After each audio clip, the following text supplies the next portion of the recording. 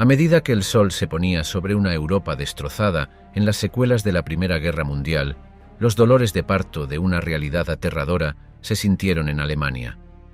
De estos tiempos turbulentos surgió el Partido Nacional Socialista Obrero Alemán, conocido coloquialmente como los nazis, ascendiendo al poder completo en 1933 bajo el malévolo liderazgo de Adolf Hitler y su grupo de despiadados lugartenientes como Heinrich Himmler y Joseph Goebbels. La Alemania nazi erigió un edificio de tiranía, intolerancia y crueldad sin parangón. Imagina esto: el año es 1939 y eres un residente de Berlín. Kristallnacht, la infame Noche de los Cristales Rotos, ocurrió solo un año antes, marcando una escalada del terror patrocinado por el Estado.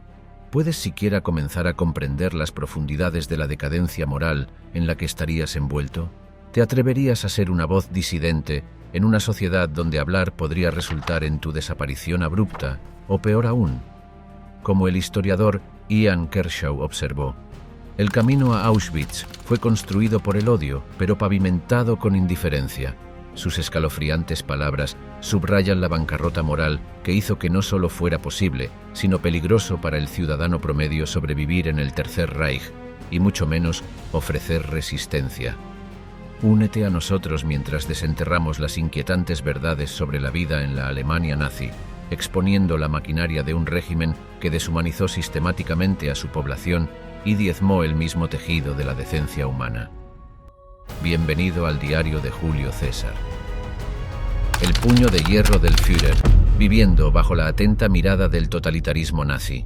Cuando Adolf Hitler se convirtió en canciller de Alemania, el 30 de enero de 1933, encendió la mecha lenta del gobierno totalitario, un ambiente helado donde las libertades personales eran tan raras como una voz disidente.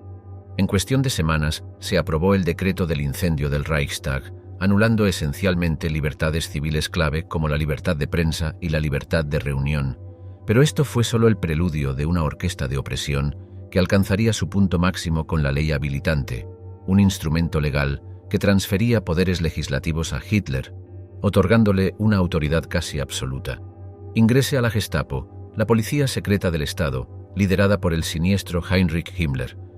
Imagina caminar por las calles empedradas de Berlín, sabiendo que una conversación casual con tu vecino podría llevarte a una prisión clandestina por actividades subversivas.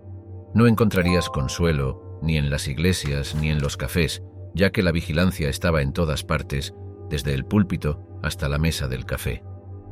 Los chismes, como advertía ominosamente un lema nazi, cuestan vidas.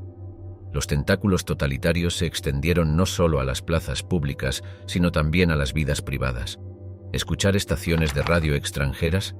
Eso era un delito, digno de un castigo severo. Incluso tu diario no estaba a salvo. Palabras de disidencia grabadas en privado podían convertirse en cadenas que te ataban.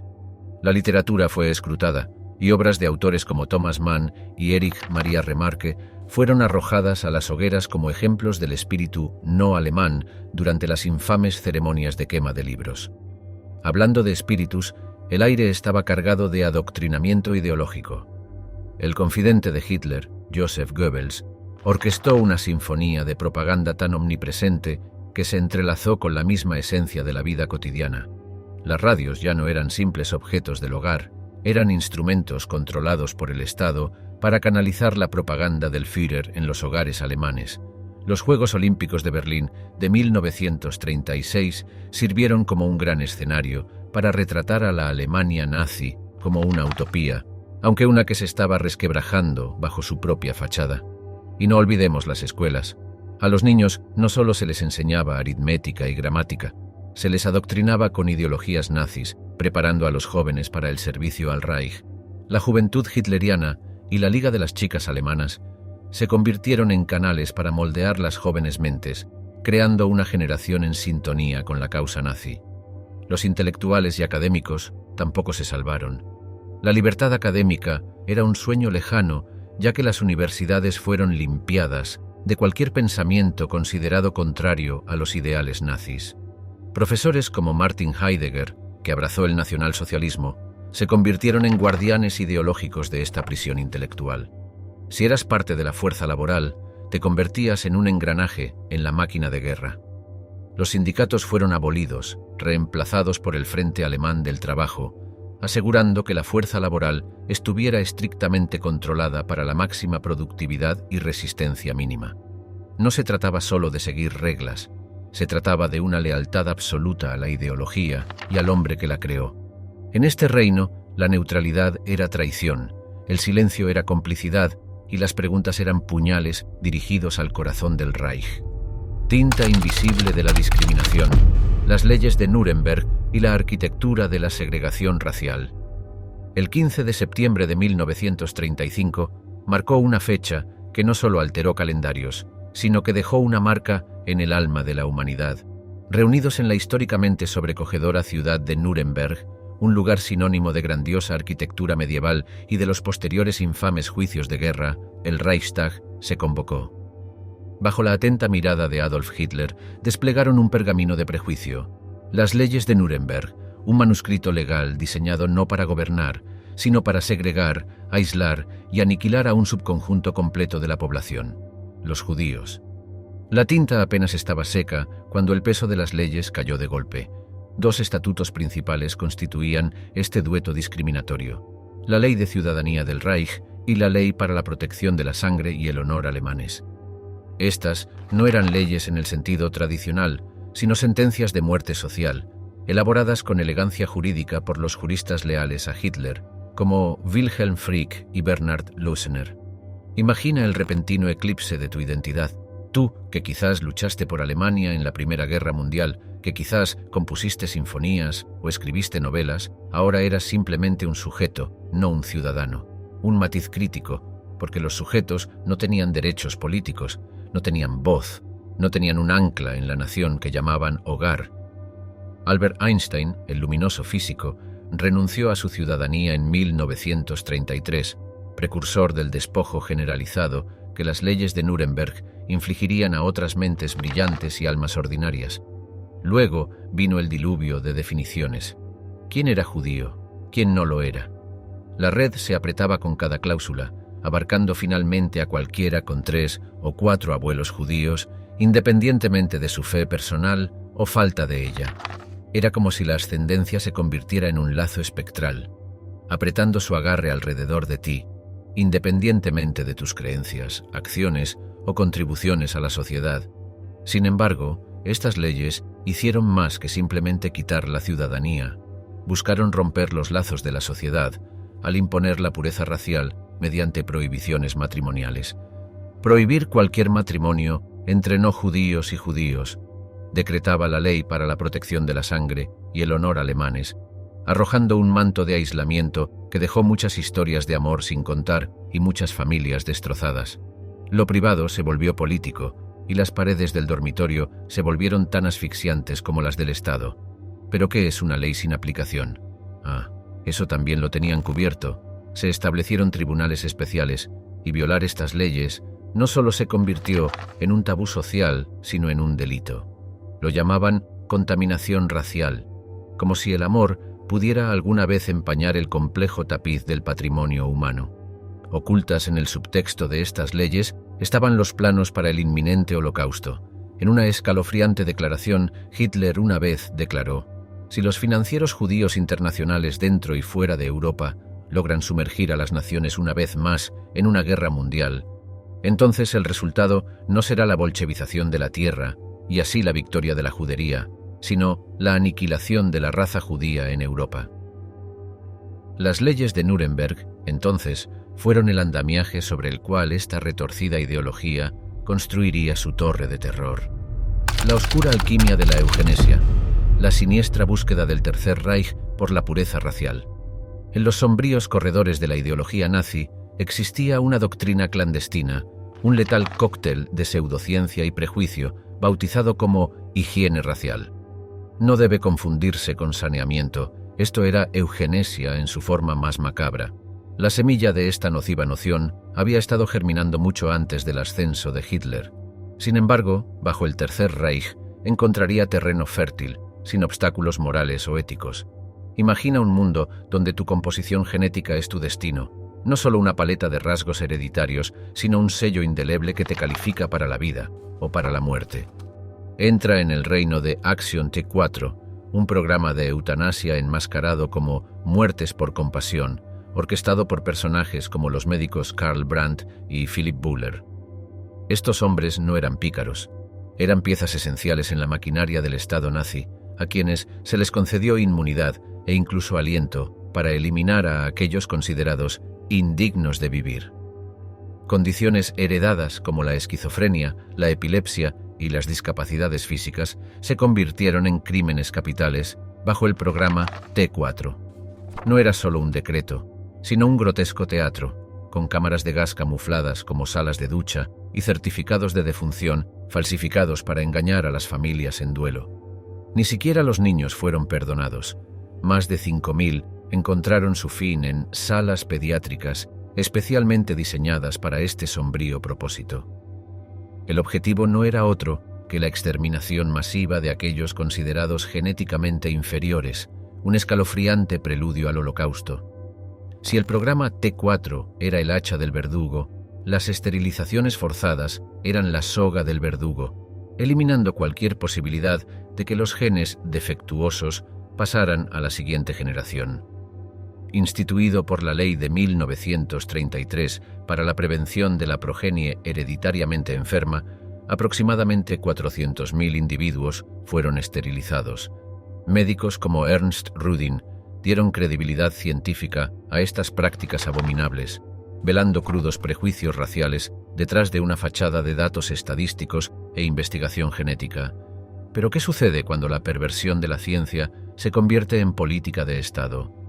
Somos testigos de eventos como el Instituto de Novios del Reich, una institución real que no formaba parte de una novela distópica, sino de una inquietante realidad. Aquí, los matrimonios no eran solo una unión de corazones, sino un experimento de laboratorio, sancionado por el Estado para producir una progenie aria. Si el amor fue la víctima en las leyes de Nuremberg, la ciencia fue la víctima aquí. Podrías pensar que la Academia se alzaría en rebelión, pero figuras como Ottmar von Verschuer, un científico cuyo nombre ha sido relegado a las notas al pie de la infamia, argumentarían lo contrario. Verschuer fue mentor de Joseph Mengele, el ángel de la muerte en Auschwitz. Juntos, pervertieron la noble empresa de la investigación científica en un espectáculo de pesadilla, realizando experimentos bárbaros bajo la apariencia de investigación. Tinta, vidrio y fuego. La oscura sinfonía de la propaganda antisemita y la noche de vidas destrozadas. El advenimiento del régimen nazi no solo trajo consigo un cambio en el gobierno, introdujo una atmósfera donde el odio ya no era el desvarío de un individuo resentido, sino un mensaje elaborado y patrocinado por el Estado. El maestro detrás de este odio orquestado no fue otro que Joseph Goebbels, el ministro de propaganda de Hitler, un hombre cuya astucia igualaba su malevolencia. Un manipulador experimentado del sentimiento público, Goebbels entendía el poder de la palabra y más ominosamente de la imagen. A través de propaganda cuidadosamente seleccionada difundida por periódicos, carteles y el naciente medio del cine, compuso una oscura sinfonía que buscaba ahogar el espíritu humano con sus notas discordantes. Imagina esto: niños hojeando cuentos, solo para encontrar que el villano no es una bruja malvada o un hechicero siniestro, sino una caricatura grotesca de una persona judía. El Der Stürmer, un periódico infame por sus crudas caricaturas antisemitas, encontró su camino no solo en manos de adultos, sino también en las mentes en formación de la juventud alemana. La demonización no se limitó a la impresión. Películas como Hud Sus y El Judío Eterno presentaron en la pantalla grande un espectáculo de prejuicio que enmarcaba a los judíos como subhumanos y demoníacos. En una sociedad inundada de tal imaginería, el odio ya no era una emoción, era una adoctrinación. Y luego vino la noche que cristalizó esta narrativa distorsionada en una escalofriante realidad. La noche del 9 de noviembre de 1938, conocida en la historia como Kristallnacht o la Noche de los Cristales Rotos. El pretexto fue el asesinato de un oficial alemán por un judío polaco, Herschel Greenspan, pero la verdad es que Kristallnacht había estado esperando suceder, incubando en el fértil terreno de la propaganda antisemita. Orquestada como un estallido público espontáneo, no lo fue en absoluto.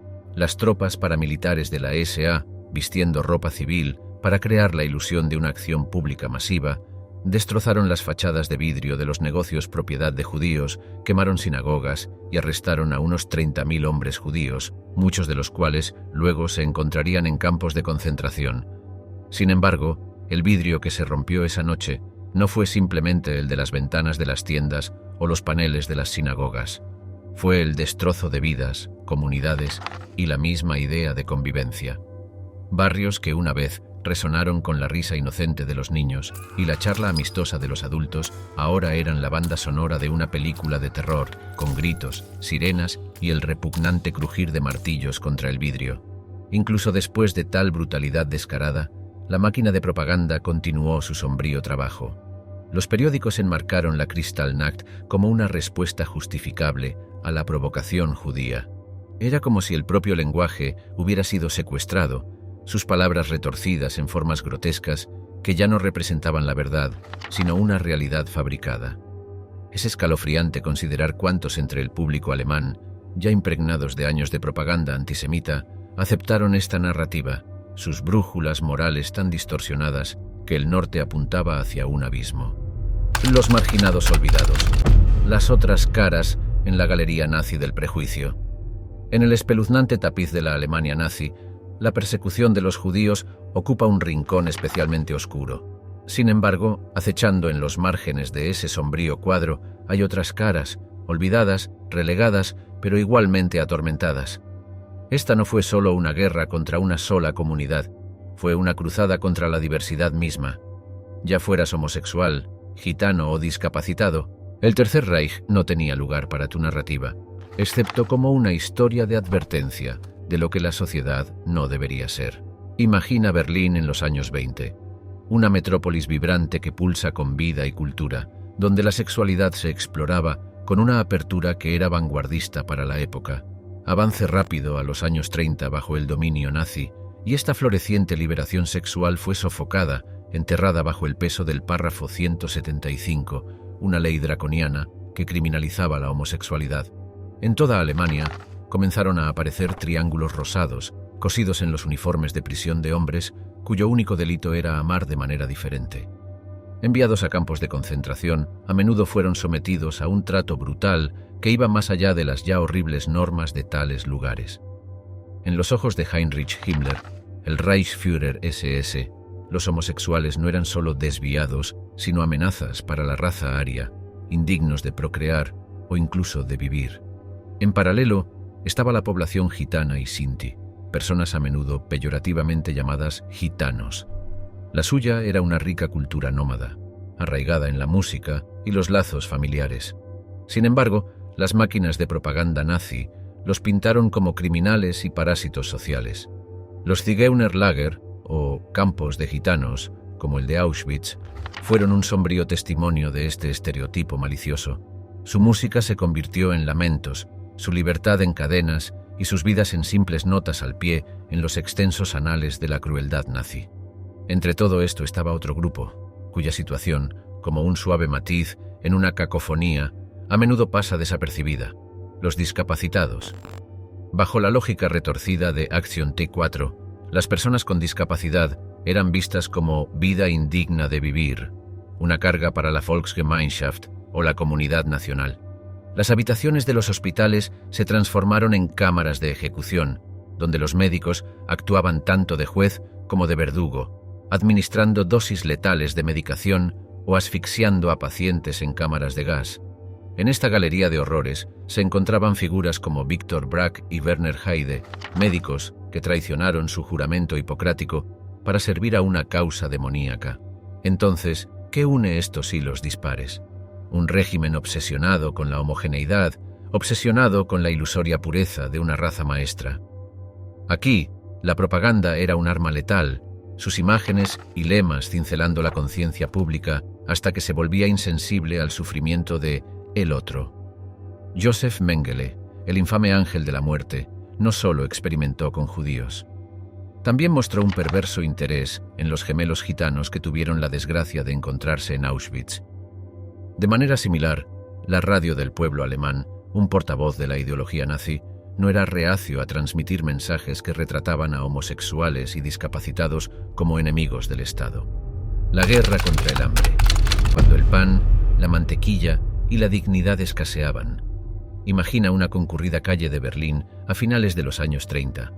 Es una cornucopia de vistas y olores, de carnicerías y panaderías, sus ventanas adornadas con relucientes salchichas y panes recién horneados. Pero a medida que Alemania se sumerge en la Segunda Guerra Mundial, este cuadro de abundancia se transformaría en un lienzo de escasez. El mostrador del carnicero quedaría desolado, los estantes de la panadería vacíos. Esta no fue solo una guerra luchada con balas y tanques, fue una guerra contra el hambre, contra un enemigo insidioso que se infiltró en los hogares alemanes, convirtiendo las mesas de cena en campos de batalla. En la Alemania en guerra, las tarjetas de racionamiento se volvieron tan cruciales como la moneda. Estos rectángulos de papel determinaban cuánto pan, carne e incluso jabón se podía comprar. El mapa dietético de una familia se trazaba no en la cocina, sino en la burocracia laberíntica que administraba estas raciones. Se otorgaban tarjetas especiales a los trabajadores pesados, ofreciéndoles calorías adicionales, mientras que las mujeres embarazadas y los niños recibían raciones extra de leche. Esta era la perversa idea de justicia del régimen, una sociedad en guerra, estratificada por el hambre. La ironía era palpable. Aquí había una nación, envuelta en sueños de grandeza imperial, pero su gente se veía reducida a negociar por lo básico. La escasez no era solo un síntoma de guerra, fue armamentizada. Los territorios ocupados sintieron esto con mayor agudeza. El régimen nazi exportó alimentos de tierras conquistadas de regreso a la patria, exacerbando el hambre en lugares ya asediados por el conflicto. En lugares como Ucrania y Polonia, campos que antes daban cosechas se convirtieron en campos de batalla, sus productos confiscados para alimentar a un ejército que marchaba con el ethos del Lebensraum, o espacio vital. En medio del racionamiento y la escasez, el mercado negro prosperaba como hierbas en un paisaje desolado. El café, ese simple placer que muchos daban por sentado, se convirtió en un artículo de lujo, a menudo reemplazado por café ersatz, hecho de bellotas tostadas o achicoria. Una barra de chocolate o un paquete de cigarrillos podían convertirse en monedas de cambio en un juego de altas apuestas donde el premio era la supervivencia. Como si fueran extraídas de las páginas de una novela kafkiana, las transacciones clandestinas se desarrollaban en voces susurrantes y rincones sombríos. Ciudadanos que una vez se enorgullecieron de su naturaleza respetuosa de la ley, se convirtieron en infractores reacios, impulsados por el vacío de sus estómagos y la desesperación en los ojos de sus hijos. Y hablando de niños, imagina el impacto del racionamiento en los más vulnerables. Las escuelas se convirtieron en escenarios donde los que tienen y los que no tienen se demarcaban no por calificaciones o talentos, sino por el contenido de sus loncheras. Los profesores, ya agobiados por un currículo distorsionado por la propaganda, también tuvieron que lidiar con el declive físico y cognitivo de sus estudiantes, a medida que la desnutrición cobraba su precio. Cuando un niño preguntaba, ¿qué hay para cenar?, la respuesta solía ser un pesado silencio, cargado de miedos no expresados. La escasez también tenía una dimensión psicológica, especialmente para las mujeres que tradicionalmente eran las amas de casa. La ingeniosidad de una ama de casa alemana se probaba diariamente mientras navegaba por tarjetas de racionamiento, colas y el desafío de crear comidas con escasos recursos. Los libros de cocina de la época se leían como manuales alquímicos, ofreciendo recetas que transformaban ingredientes escasos en algo sabroso, sino delicioso. A través de todo, una famosa frase de los años de guerra resonaba en sus mentes: Notlösung, o solución de emergencia. Los héroes no reconocidos de esta época eran los agricultores, que trabajaban a pesar de la escasez de combustible y la ausencia de trabajadores masculinos reclutados para la guerra. Sus arados se convirtieron en instrumentos de resistencia contra un enemigo tan implacable como invisible, el hambre. La siniestra sinfonía, Gleichschaltung, la orquesta totalitaria de la Alemania nazi. Gleichschaltung es un término alemán que, aunque carente de glamour, conlleva una fuerte dosis de temor. Traducido como coordinación, fue el mecanismo que convirtió a una nación en un monolito, una orquesta de mentalidades afinadas para tocar solo una melodía, la del nacionalsocialismo. Imagina Alemania como un inmenso teatro, donde el acto inicial fue el decreto del incendio del Reichstag en febrero de 1933, un comienzo incendiario que restringió de inmediato las libertades civiles, preparó el escenario para una macabra actuación escrita por Adolf Hitler y orquestada por Joseph Goebbels, el maestro de la propaganda.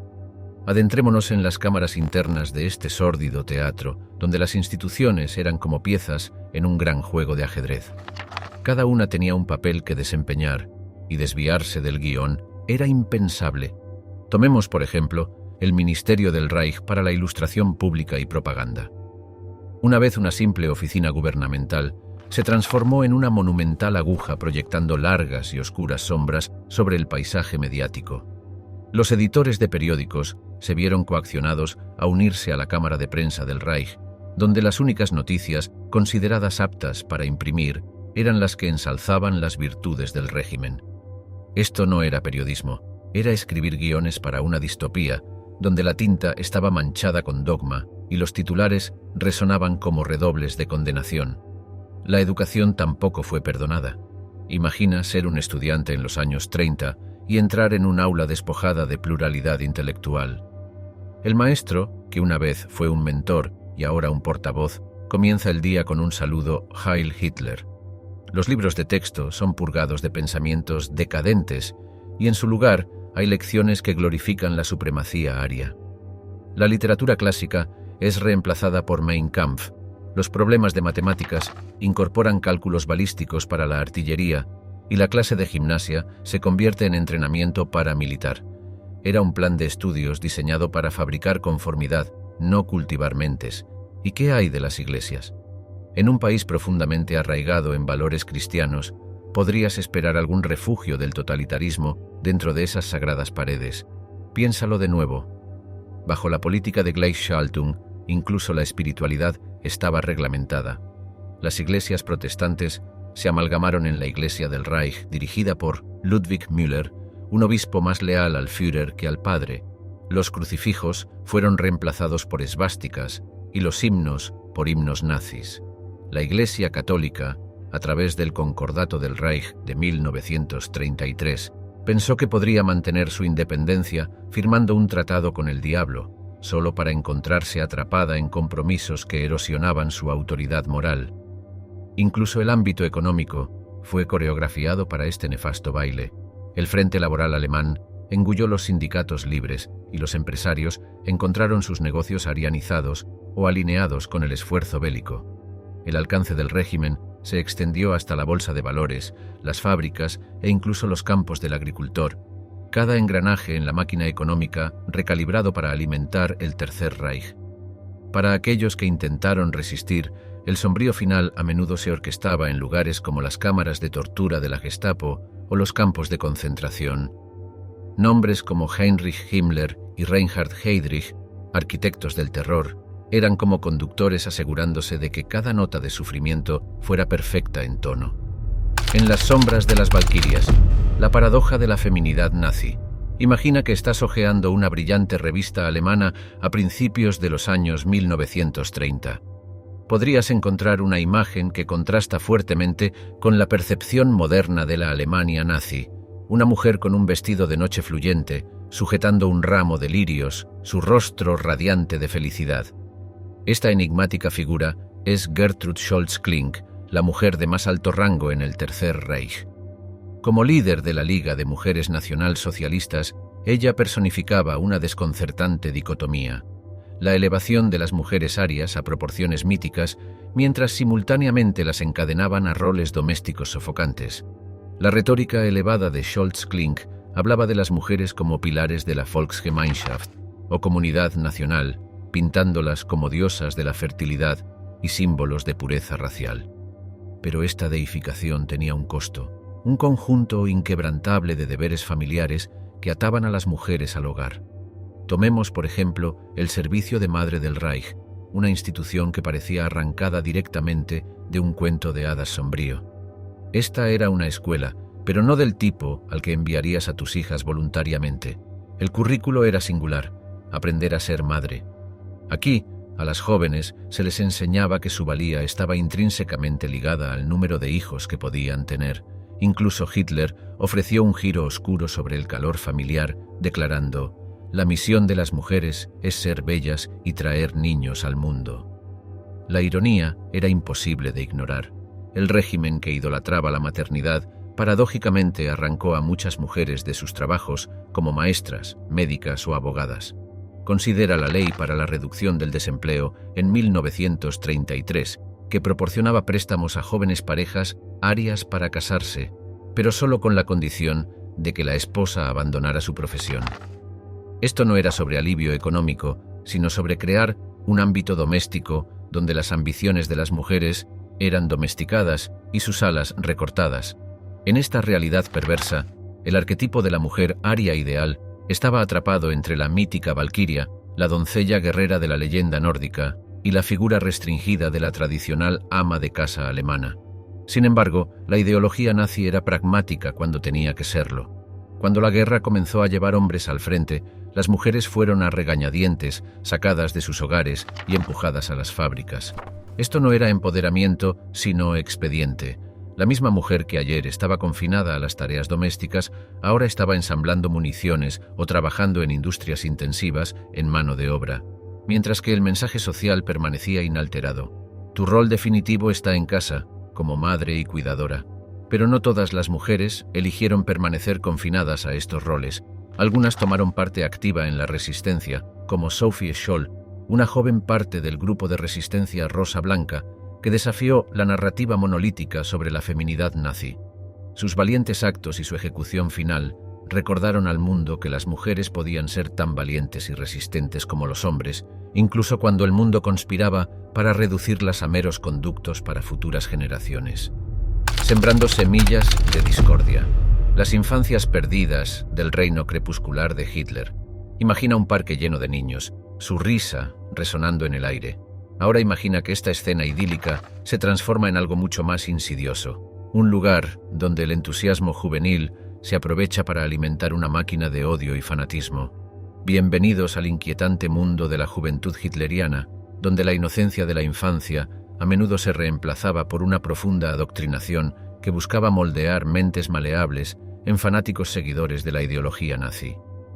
La fundación de la juventud hitleriana, en 1926, no fue un mero acto de crear un nuevo club para jóvenes. Fue una iniciativa calculada para infundir los principios del nacionalsocialismo en toda una generación. Para 1936, esto ya no era un fenómeno optativo. La ley mandaba que todos los niños arios tuvieran que ser miembros. Baldur von Schirach, el líder juvenil del Reich, presidía esta masiva adoctrinación, un papel que encarnaba con fanático fervor. Su misión: crear una nación de jóvenes soldados, guerreros ideológicos que protegerían la pureza de la raza alemana y llevarían la visión de Hitler al futuro. En el corazón de esta transformación había un programa insidioso, magistralmente diseñado para hacer que lo impensable fuera aceptable. A los niños se les entregaban libros de texto que buscaban reescribir la historia y redefinir la moralidad. Desaparecieron las lecciones sobre compasión y unidad. En su lugar llegaron hechos distorsionados que enseñaban a los jóvenes a despreciar a los judíos, comunistas y a cualquiera considerado inferior. Incluso los cuentos de hadas de antaño se transformaron en sombrías historias, repensadas para glorificar la supremacía aria. Pero esto no fue un acto aislado. Fue una campaña omnipresente y de largo alcance. ¿Recuerdas la infame película propagandística de Leni Riefenstahl, Triunfo de la Voluntad? Mostraba una escena expansiva con miles de miembros de la juventud hitleriana, ofreciendo a los espectadores un vistazo a la escala de esta adoctrinación. A los jóvenes se les enseñaba no solo a odiar, sino también a actuar según ese odio. Los ejercicios de entrenamiento a menudo involucraban actividades físicamente exigentes destinadas a moldear a la juventud en el epítome de la fuerza aria. Para cuando estos niños llegaban a la adolescencia, muchos estaban completamente preparados para el servicio militar. Los chicos, en especial, participaban en juegos de guerra que simulaban situaciones de combate reales, a menudo usando munición real. Incluso las niñas no fueron perdonadas. Las miembros de la Liga de Niñas Alemanas eran enseñadas a idolatrar el papel de la maternidad, inculcándoles el mismo perturbador ethos que veía a las mujeres como meros recipientes para propagar la raza aria. Luego está la infame historia del niño de 12 años, Alfred Seck, apodado Lupus, que era miembro del movimiento Werwolf, una extensión de la juventud hitleriana. En los últimos días de la guerra, Lupus fue responsable de la ejecución de un piloto estadounidense derribado. Este joven, tan profundamente deformado por las ideologías que le habían sido impuestas, se convirtió en un monstruo en miniatura, mostrando una perturbadora mezcla de inocencia juvenil y crueldad macabra. Bajo las emblemáticas esvásticas y canciones de combate, el objetivo era romper los lazos familiares que podrían desafiar el control ideológico del régimen. La idea era simple pero malévola. Separa a los jóvenes de la influencia de sus familias y puedes moldear sus creencias para que se alineen con la narrativa del Estado. Se alentaba a los niños a informar sobre sus propios padres si alguna vez hablaban en contra del gobierno, transformando el sagrado espacio del hogar en un escenario de sospecha y miedo. Dinero sangriento, la siniestra alquimia de la explotación económica nazi. En el ominoso trasfondo de la maquinaria bélica de la Alemania nazi había una compleja red tejida no solo de los hilos de ideología y poderío militar, sino también de las sucias fibras de la explotación económica. Este era un imperio construido no solo con tanques y bombas, sino también con arte robado, recursos confiscados y, lo más escalofriante, con mano de obra humana reducida al estatus de bienes prescindibles. A medida que la Wehrmacht avanzaba por Europa, devorando naciones con su insaciable fauces, traía consigo un ejército de burócratas y economistas como Walter Funk, el ministro del Reich para asuntos económicos. Sus libros de contabilidad podrían haber parecido ordinarios, pero en realidad eran catálogos de pillaje. Las políticas económicas nazis en tierras ocupadas no estaban diseñadas para el bienestar de los conquistados. Estaban calculadas para alimentar la insaciable máquina de guerra alemana. A los pocos días de la entrada del ejército alemán en París, por ejemplo, el Louvre fue saqueado.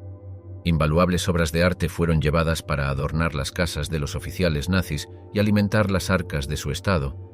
Estos artefactos eran las joyas de una oscura corona de explotación que también incluía recursos naturales como el carbón de Francia y el petróleo de Rumania.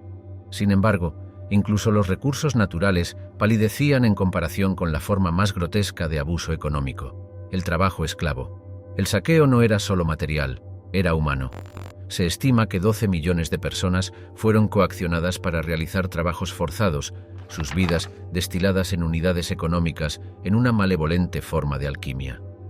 Considera el espeluznante nombre dado a la iniciativa que buscaba secuestrar niños de Europa del Este para germanización y trabajo forzados, la EU-Action. Era como si estas jóvenes almas fueran simples heno listo para ser cosechado. Pero no olvidemos la vasta red de campos de concentración y trabajo que salpicaban Europa como llagas en un cuerpo en descomposición. Nombres como Auschwitz y Dachau están grabados para siempre en los anales de la historia como campos de muerte, pero también eran lugares de trabajo forzado. Los prisioneros eran alquilados a empresas, incluidas algunas corporaciones bien conocidas que aún existen hoy, para trabajar en condiciones brutales. Las SS incluso se beneficiaron directamente de este tráfico humano, cobrando una tarifa de arrendamiento. Hombres, mujeres e incluso niños se convirtieron en engranajes de esta pesadilla industrial, su esfuerzo contribuyendo a la economía de guerra alemana. Se podría argumentar que la ilustración más horrorosa de esta explotación estuvo en la construcción de los cohetes V2. Wernher von Braun, el hombre detrás del programa de cohetes de Alemania y más tarde una figura clave en el alunizaje de la NASA, era perfectamente consciente de que los V2 estaban siendo construidos por trabajadores esclavos de campos de concentración. Los cohetes eran una maravilla tecnológica, pero su producción estaba impregnada de la sangre y el sudor de los oprimidos. Esta unión de innovación tecnológica y explotación humana fue quizás capturada de manera más vívida en las operaciones de Reichswerke Hermann Göring, un conglomerado industrial. Desempeñó un papel dual tanto en la producción de armamentos como en el saqueo de territorios ocupados. Hermann Göring el hombre en cuyo honor se nombró la empresa, declaró en 1942: «Tengo la intención de saquear y hacerlo a fondo». Fiel a su palabra, su imperio dejó un rastro de tierras explotadas y pueblos subyugados por toda Europa. Truenos subterráneos, los coros no reconocidos de resistencia en la Alemania nazi. Imagina un mundo donde el aire es espeso de sospecha, donde una palabra o mirada equivocada podría sellar tu destino. En medio de este temor omnipresente, chispas de valor humano brillan en los oscuros y clandestinos rincones de la Alemania nazi. La resistencia en este régimen no era solo un acto, era una apuesta audaz, un juego de alto riesgo donde la moneda era la vida misma. Mientras los engranajes de la máquina de guerra nazi avanzaban, aplastando a aquellos en su camino, pequeños actos de desafío se acumulaban como tormentas secretas en la atmósfera del totalitarismo. Sophie Scholl y su hermano Hans, fundadores del movimiento Rosa Blanca, son quizás algunas de las figuras más emblemáticas en esta narrativa. Un grupo de estudiantes universitarios, desilusionados por la fea realidad de la ideología nazi, orquestaron una campaña de distribución anónima de folletos, pidiendo oposición activa al régimen de Hitler. Aunque su fuerza vital fue extinguida por la guillotina, sus palabras viven. La proclamación final de Sophie: «Un día tan fino y soleado, y tengo que irme», capta la agonizante belleza de su lucha, un sacrificio hecho más conmovedor por la promesa juvenil que encarnaban. Los piratas Edelweiss, un grupo de jóvenes insatisfechos con la rígida indoctrinación de la juventud hitleriana, ofrecen otra cautivadora historia de resistencia, vestidos con su atuendo rebelde, una camisa a cuadros y una flor metálica de Edelweiss prendida en sus solapas, cantaban canciones antinazis y cometían actos de sabotaje. Eran adolescentes, simples niños, que asumieron el manto de la resistencia. No eran guerreros ideológicos, sino espíritus desafiantes, que se oponían a un sistema que buscaba aplastar su individualidad. La resistencia también floreció en los jardines más improbables, como el conservador ejército alemán. La conspiración del 20 de julio, orquestada por el coronel Klaus von Stauffenberg y sus compatriotas, tenía como objetivo asesinar a Hitler y tomar el control del gobierno. Fue un acto calculado de desesperación, el último lanzamiento de los dados por hombres que habían visto a su amada Alemania desviarse. A pesar de su fracaso final, la conspiración sigue siendo un testimonio de las fracturas, incluso en los regímenes aparentemente más monolíticos. Si la conspiración del 20 de julio fue una sinfonía de actos coordinados, entonces la juventud swing eran los artistas de jazz improvisados de la resistencia alemana. Se reunían ilegalmente para escuchar música americana prohibida, un acto sutil de desafío cultural que desmentía sus implicaciones políticas. El jazz era más que solo música, era un símbolo de libertad, una audaz bofetada a las rígidas normas culturales impuestas por el Reich. Estos focos de resistencia se extendieron más allá de las fronteras de Alemania. En Francia ocupada, los maquis, bandas guerrilleras rurales de combatientes de la resistencia francesa, saboteaban las vías del tren, interrumpían las líneas de suministro alemanas. En Dinamarca, un acto sin precedentes de resistencia colectiva salvó a casi 8.000 judíos de la deportación.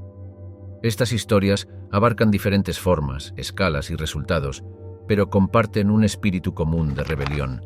Sorprendentemente, incluso dentro de campos de concentración como Auschwitz y Sobibor, tuvieron lugar actos de resistencia. En Sobibor, una revuelta en toda regla dirigida por Alexander Pechersky, un prisionero de guerra soviético, culminó en una fuga masiva, revelando la indomable voluntad humana, incluso bajo las condiciones más duras. Puertas a la nada, los horripilantes laberintos de Auschwitz, Sobibor y Treblinka. Al bajar de un tren abarrotado y fétido en Auschwitz, Sobibor o Treblinka, los prisioneros se encontraban con una pesadilla surrealista. Grandes puertas de hierro se alzaban, declarando con una ironía retorcida: Arbeit macht frei, el trabajo te hace libre. Pero estas puertas eran portales hacia un infierno laberíntico, un enigma siniestro donde la huida era casi imposible, y el minotauro que acechaba sus corredores era la muerte en muchas formas. El mundo fuera de estos campos parecía un sueño lejano, un universo paralelo apenas imaginable en la penumbra claustrofóbica de los campos de concentración y exterminio. El comandante Rudolf Höss de Auschwitz, un hombre cuyo nombre se convirtió en sinónimo de la mecánica de la muerte industrial, comentó escalofriantemente que veía todo el proceso como un asunto de industria. Esta industria tenía su propia fuerza laboral, almas inocentes convertidas en números, deshumanizadas, sus mismas identidades arrancadas. Aquí, tu nombre era irrelevante, eras una secuencia tatuada en un brazo castigado por el tiempo. Sin embargo, dentro de este purgatorio mecanizado, había historias que desafiaban una fácil categorización. Tomemos a Primo Levi, un químico que usó sus habilidades científicas para sobrevivir en Auschwitz, relatando su experiencia en la obra seminal Si esto es un hombre. Su vida se convirtió en un acto de rebelión intelectual, una declaración contra el anonimato aplastante que los campos buscaban imponer. En Sobibor, donde la misma tierra parecía conspirar en las atrocidades, tragándose las cenizas de sus víctimas, la narrativa de la resistencia adquirió un matiz casi mítico. En octubre de 1943, los internos orquestaron un levantamiento, sus armas fabricadas a partir de materiales recogidos y robados. Cuando el humo se disipó, 300 habían escapado, aunque la mayoría sería recapturada y asesinada. Pero la audacia de su acto obligó a los nazis a cerrar el campo, casi como si la pura fuerza de su desafío envenenara el suelo sobre el cual se construyó el campo. Treblinka era otra capa en este paisaje infernal, su nombre grabado en la historia como uno de los campos de exterminio más letales. Sin embargo, también fue el hogar de historias de resiliencia que desafiaron las probabilidades. El campo era tan secreto que se describía como un agujero negro, del cual nadie salía vivo. Sin embargo, Samuel Willenberg, uno de sus pocos supervivientes, logró escapar durante el levantamiento de Treblinka de 1943. Pasó el resto de su vida describiendo sus experiencias a través del arte, transformando lo indecible en narrativas visuales, como desafiando el manto de invisibilidad que se suponía que era Treblinka. Y no olvidemos a Jan Karski, miembro del movimiento clandestino polaco, que emprendió una peligrosa misión para informar al mundo sobre los horrores que había presenciado en los campos. Su testimonio, a menudo descartado como implausible en ese momento, se mantiene hoy como una acusación candente de la indiferencia global. El oficial de las SS nazis, Heinrich Himmler, una vez dijo: «El mejor arma política es el arma del terror. La crueldad manda respeto». Él imaginó los campos como fábricas de miedo, diseñadas no solo para matar, sino para aterrorizar, para imprimir en la conciencia humana la devastadora eficacia de la crueldad. Pero lo que subestimó fue la resiliencia del espíritu humano. Incluso en el abismo más oscuro, la gente encontró formas de aferrarse a su humanidad. Actos fugaces de bondad, un bocado de comida introducido de contrabando, un abrazo prohibido, una canción cantada en susurros. Escalas y sombras, los juicios de Nuremberg y la búsqueda de un consecuente justo. Cuando el polvo de la guerra finalmente se asentó, el mundo tuvo que enfrentar los fantasmas que habían tomado forma en las atrocidades nazis. De estos paisajes embrujados surgió una odisea legal, un esfuerzo monumental para llevar a los orquestadores de crímenes inimaginables ante la justicia. Este fue el Crisol de Nuremberg, una sala de tribunal transformada en un teatro donde la historia era tanto el demandante como el público, mirando fervientemente mientras las escalas de justicia temblaban bajo el peso de la brutalidad humana. Entre las ruinas de un continente roto, los juicios de Nuremberg comenzaron el 20 de noviembre de 1945. Fue un espectáculo comparable a las tragedias de Sófocles y Shakespeare. Todos los personajes estaban presentes, los jueces estoicos, los acusados de alto rango liderados por Hermann Göring, los fiscales impenetrables y un caleidoscopio de testigos, algunos aún con las cicatrices tatuadas de los campos de concentración. Un detalle curioso destacó: los traductores, equipados con la tecnología IBM de vanguardia de entonces, convertían los procedimientos a 4 idiomas casi instantáneamente. Era como si el juicio en sí requiriera una torre de Babel para soportar el peso de su significado. Aquí, la humanidad enfrentó por primera vez crímenes contra la humanidad, un término legal acuñado para ajustarse a lo insondable. Las acusaciones incluían crímenes de guerra, crímenes contra la paz y genocidio. Hubo momentos que perforaron la atmósfera estéril del tribunal con fragmentos de emoción cruda. Por ejemplo, cuando la superviviente Marie-Claude Vaillant-Couturier dio su desgarrador testimonio de vida en Auschwitz, incluso el imperturbable Göring apartó la mirada, como si sus palabras fueran fragmentos de cristal que atravesaran su fachada. El hombre en el epicentro de los juicios, el fiscal jefe de Estados Unidos, Robert H. Jackson, describió Nuremberg como uno de los homenajes más significativos que el poder jamás haya rendido a la razón. Sin embargo, la razón parecía colgar de un hilo delgado. Cuando el psicólogo Gustave Gilbert entrevistó a Göring, se sorprendió al descubrir a un hombre que no hablaba con los gritos salpicados de un ideólogo rabioso, sino con los tonos razonados de un burócrata. Aquí había un laberinto de complejidades morales que ningún tribunal podría navegar fácilmente. El resultado de Nuremberg resonó mucho más allá de las sentencias dictadas. Fue una caja de Pandora, su contenido liberado al mundo, dando forma a las nacientes Naciones Unidas y catalizando la creación de la Declaración Universal de Derechos Humanos. Sin embargo, también dejó preguntas inquietantes. ¿Podría la justicia ser alguna vez una reparación suficiente para vidas irrevocablemente destrozadas? ¿Y qué pasa con aquellos que escaparon de la mirada del tribunal, como Adolf Eichmann, quien vivió una vida de inquietante normalidad en Argentina hasta su captura en 1960? En los recovecos sombríos de la historia, otros personajes emergieron para desafiar la narrativa de Nuremberg. Individuos como John Demjanjuk, un trabajador automotriz ucraniano-estadounidense acusado de ser el infame guardia Iván el Terrible en el campo de exterminio de Treblinka. Su juicio, que tuvo lugar décadas después de Nuremberg, añadió otra capa al complejo tapiz de la rendición de cuentas posterior a la guerra. Al caer el telón sobre este tapiz de sufrimiento humano inimaginable, no cerremos el libro con demasiada prisa. Olvidar es dar a la tiranía su terreno más fértil, el olvido.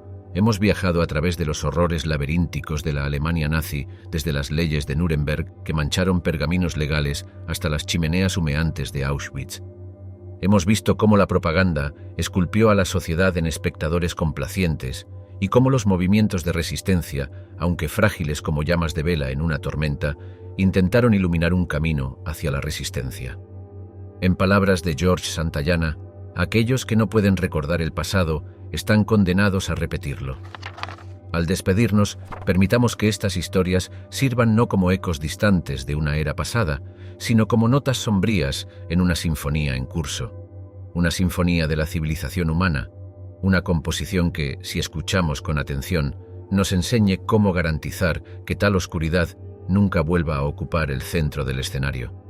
Recuerden esto, sobrevivir en la Alemania nazi no era solo una cuestión de valentía o suerte, era una ruleta rusa dictada por una ideología totalitaria, cargada de prejuicios que elegían a sus víctimas indiscriminadamente.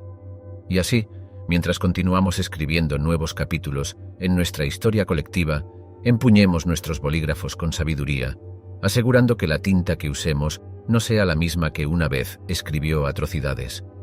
Gracias por acompañarme en este difícil viaje. Hagamos que importe.